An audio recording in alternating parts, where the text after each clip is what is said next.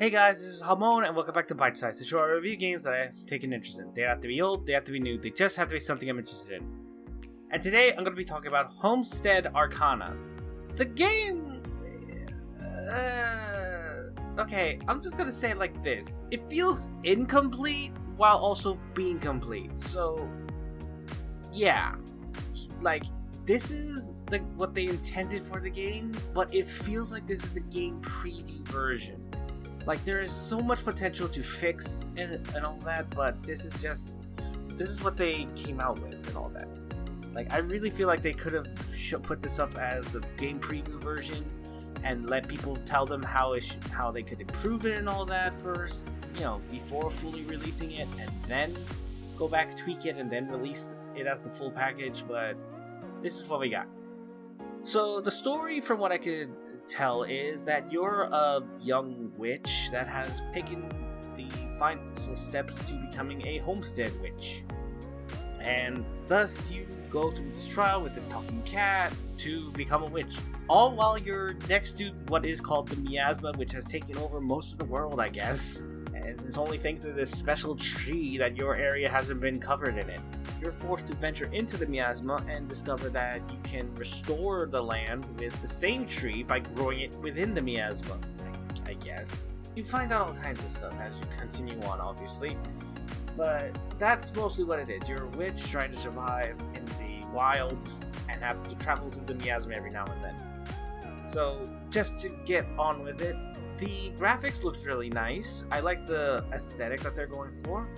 The models and the characters all look interesting. The difference in layout of the wild area, like the normal area where you grow your crops and all that, looks very nice. And then you have the area with the miasma as a stark contrast.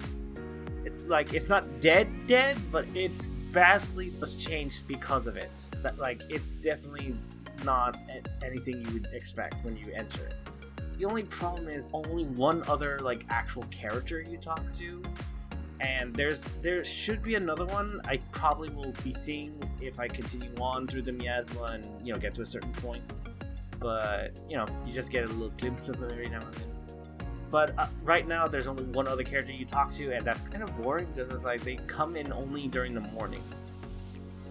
And with that, let's get into gameplay, which, I mean, it's mediocre, but then it's there's parts of it that's why is it like this?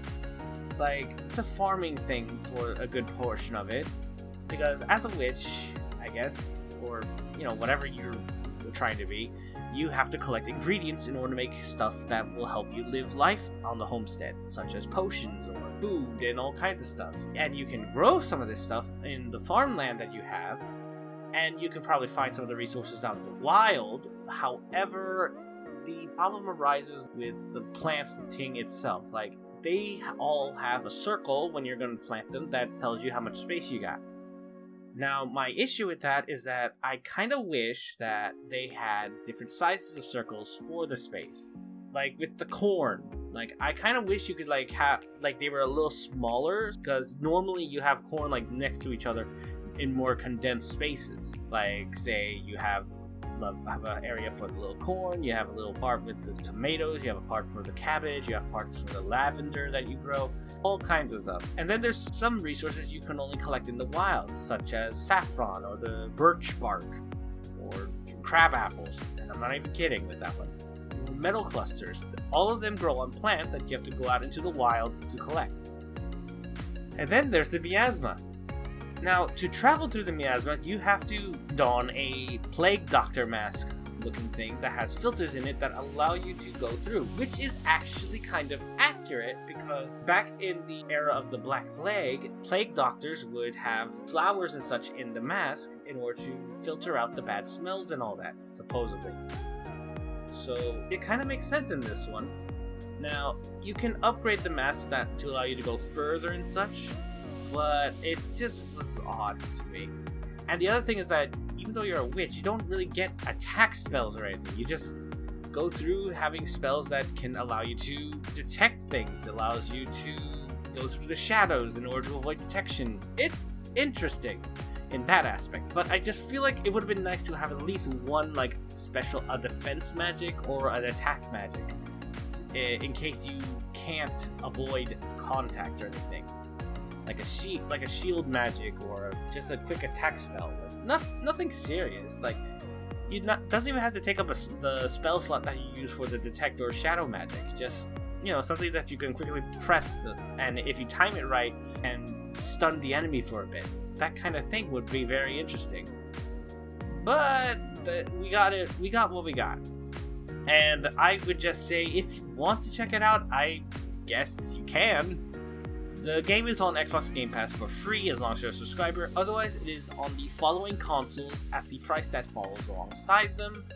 And with that said, I want to thank you so much for watching. I hope you enjoyed this episode of Bytesize. If you did, please leave a like, favorite, and subscribe to the channel for more videos like this. And I will see you next time. Bye!